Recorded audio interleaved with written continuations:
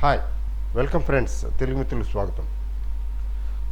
ఈరోజు లాస్ట్ 1 అవర్లో కొంచెం సెల్లింగ్ వచ్చింది. వీక్లీ సెటిల్మెంట్ కూడాను గురువారం కదా నిఫ్టీకి, అండ్ కొంచెం సెల్లింగు గట్టిగానే వచ్చింది. టోటల్గా ఏంటంటే 0.5% సుమారుగా తగ్గింది. బ్యాంక్ నిఫ్టీ కొంచెం ఎక్కువ స్ట్రెస్ అయింది. బ్యాంక్ నిఫ్టీ దగ్గర ఒక 500 పాయింట్లు తగ్గింది. నిఫ్టీ మాత్రం ఒక 120-130 పాయింట్లు తగ్గింది. అదేంటంటే ఇండియా పాకిస్తాన్ వారు, తర్వాత ఇండియా పాకిస్తాన్ రిటాలియేట్ చేయడానికి ప్రయత్నించడం, ఇండియా దాన్ని తిప్పికొట్టడం అంతా న్యూస్ వస్తున్నది. దానివల్ల ఏంటంటే ఇక్కడ యుద్ధం అనేది ఆరంభమే కానీ అంతం కాదు. అని యుద్ధం ఏమీ ముగియలేదు. ఏరియల్ స్ట్రైక్ చేశారు ఆ రోజు ఇండియన్ ఫోర్సెస్ చేశాయి కదా. ఆ తర్వాత there is silence for 2 days I think. మళ్ళీ పాకిస్తాను రిటాలియేట్ చేయడానికి ప్రయత్నించడం, మళ్ళీ వాటిని తిప్పికొట్టడం, కొద్దిగా అలజడి మొదలైంది. అందువల్ల ఏంటంటే ఇది యుద్ధానికి ఆరంభం అని చెప్పాలి. ఆ రోజు జరిగిన సర్జికల్ స్ట్రైక్ ఏంటంటే జస్ట్ శాంపిల్ అని.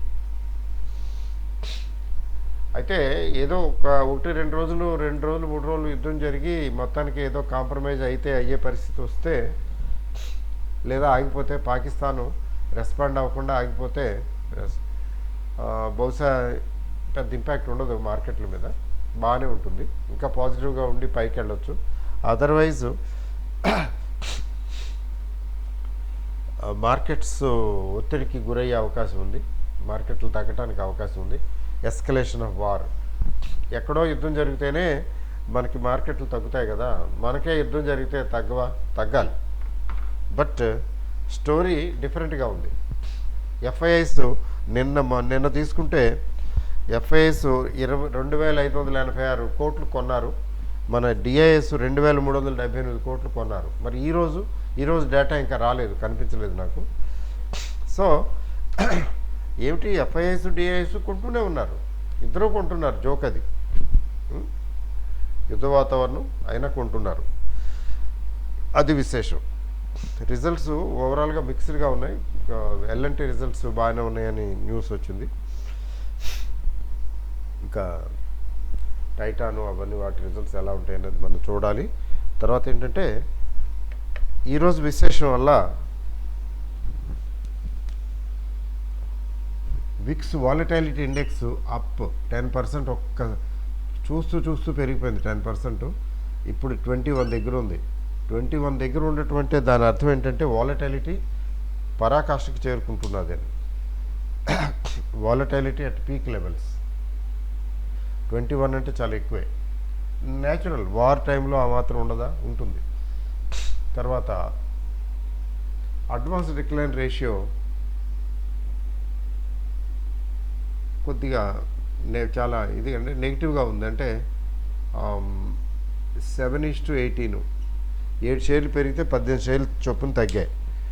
ఇది కొంచెం నెగిటివ్గా ఉంది. 7-18. తర్వాత రూపీ వీకెండ్, యుద్ధం కదా, న్యాచురల్. ఈ మధ్యకాలంలో ఫస్ట్ టైము రూపీ కొంచెం తగ్గటం, రూపీ వీక్ అవటం. డాలరు అగెనిస్ట్ రూపీ ₹1 పెరిగిపోయింది ఒక రోజులో. తర్వాత అగెనిస్ట్ పౌండ్, అగెనిస్ట్ యూరో కూడా తీసుకున్నట్లయితే రూపీ వాల్యూ తగ్గింది. యుద్ధం జరుగుతున్నది కదా, యుద్ధం స్టార్ట్ అయింది ఆల్మోస్ట్, అందువల్ల ఇది జరిగింది. అఫ్ కోర్స్ టెంపరీ ఫినామినా, మళ్ళీ నార్మల్ అయిపోతాయిలేండి అనుకోండి. ఇంకా ఇలా యుద్ధం కంటిన్యూ అయితే ఇంకొంచెం పెరుగుతాయి, పెద్ద విశేషం ఏం లేదు. సో క్రూడ్ ధరలు మాత్రం ఏమి పెరగలేదు. క్రూడ్ ధరలు అక్కడే ఉన్నాయి, 60-62 రేంజ్లో నడుస్తున్నాయి. ఇది గొప్ప వరం మనకి. బహుశా ఎఫ్ఐఎస్ ఇందుకనే కొంటున్నారేమో. ఫిస్కల్ డెఫిసిట్ ఇండియాకి తగ్గే అవకాశం ఉంది. ఇన్ఫ్లేషన్ కంట్రోల్కి వచ్చే అవకాశం ఉంది.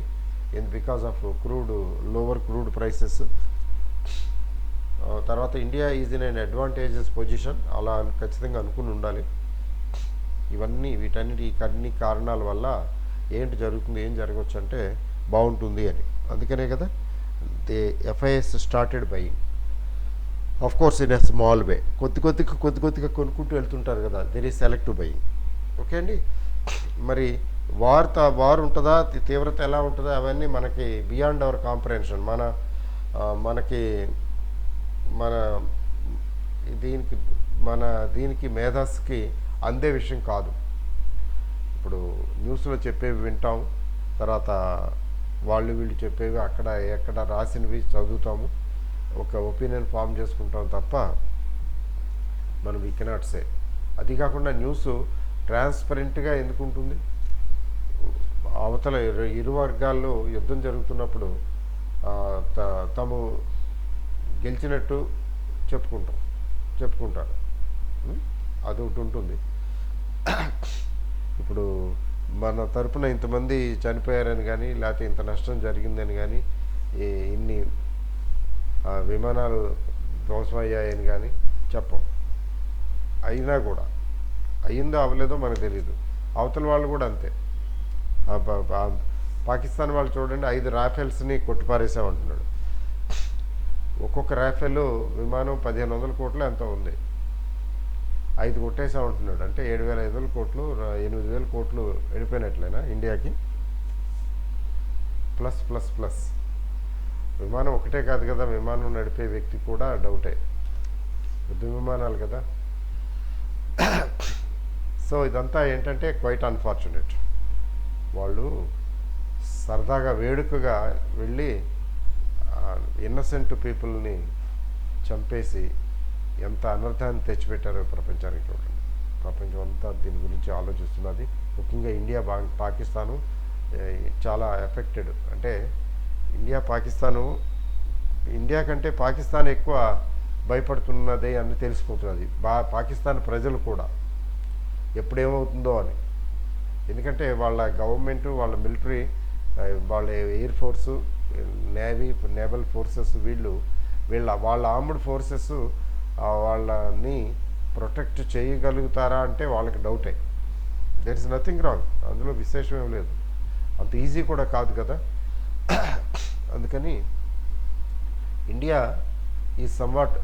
Somewhat feels secure, but Pakistan is not. వాళ్ళకి తెలిసి రావాలి. మనం ఏం చేస్తాం? చేసుకున్న వారికి చేసుకున్నంత మహాదేవాని వాళ్ళు చెప్పాలి. నేతలకి గడ్డి పెట్టాలి, మీరు ఇట్లా చేయకూడదు, ఇట్లా చేసినందువల్ల వచ్చింది కదా ఈ అనర్థం. కాశ్మీరు గీష్మీరు అని పెట్టి కూర్చున్నారేంటి? ముందు ఘర్మే దియా జలావ్ బాద్మే మందిర్ అని సామెత ఉంది. ముందు ఇంట్లో దీపం పెట్టు, తర్వాత గుడికెళ్ళి గుళ్ళో దీపం వెలిగిద్దు కానీ అని హిందీలో సామెత ఉంది.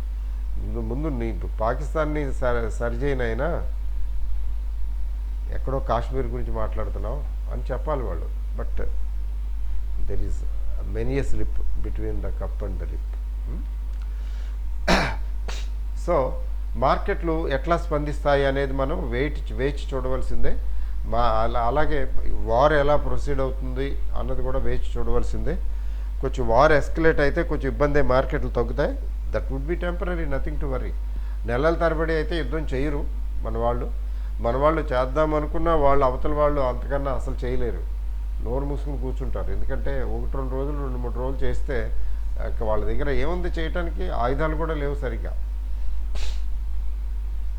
కాబట్టి we have a lot of arms and ammunition in our arsenal, but they don't have.